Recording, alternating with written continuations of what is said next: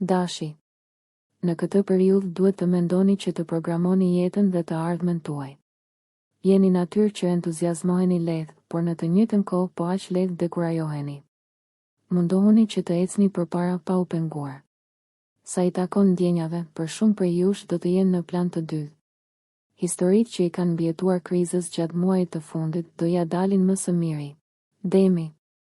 Yjet do të jenë në anën tuaj, ndaj mundohuni që të përfitoni nga mundësitë me të cilat do të përballeni gjatë kësaj periudhe, pasi do ju ndihmojnë shumë në sferën profesionale, personale dhe sentimentale. Edhe dashuria do të shënojë përmirësime, qoftë për ata që janë në një lidhje, edhe për ata që janë vetëm, pasi takimet e reja janë mjaft të favorshme. Binjakët. Ka shumë tension në ajër dhe nëse kjo gjë do të reflektohet në jetën në çift, nuk do të ishte as pak pozitive. Mundohuni që të krijoni një ishull paqeje me njeriun e zemrës, nëse nuk doni që të shkatërroni raportin tuaj. Gaforja. Kjo e marrë sjell rikuperim të ndjeshëm si në dashuri, ashtu edhe në sferën profesionale. Sa i takon punës, do të përballeni me një situatë shumë intensive e cila nuk do ju kënaqë plotësisht, por do të gjeni edhe një rrugë të mesme për të sistemuar gjërat.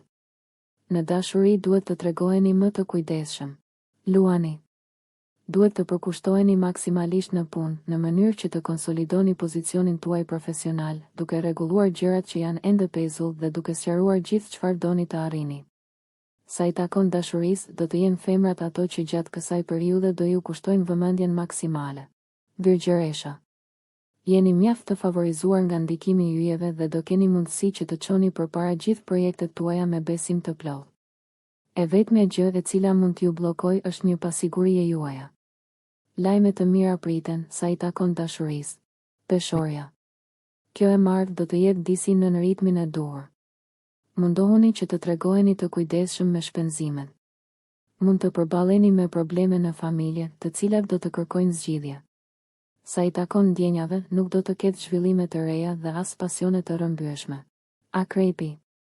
Duket sikur gjatë këtyre ditëve ju jeni natyrë më intuitive në saj të ndikimit të favorshëm të hënës. E nisni vjeshtën në mënyrë mjaft të favorshme dhe do të keni mundësi vërtet pozitive për të ndryshuar jetën tuaj.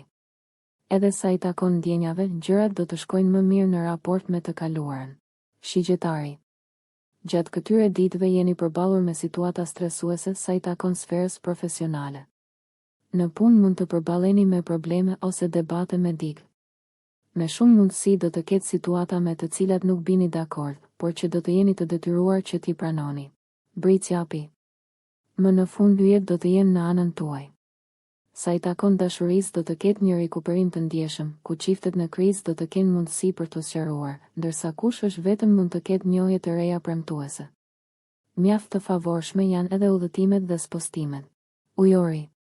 Yjet janë në anën tuaj dhe nëse doni do të mund të gjeni një mundësi të re nga pikpamja profesionale ose personale.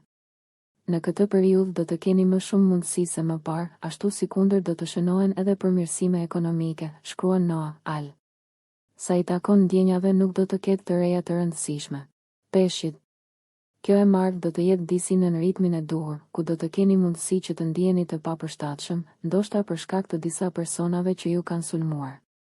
Mos u dekurajoni, por mundohuni që të nxirrni në pa krenarin dhe të veproni, duke treguar karakterin dhe vlerat tuaja. Brenda pak ditësh do të shënoni fitore dhe përmirësime të ndjeshme.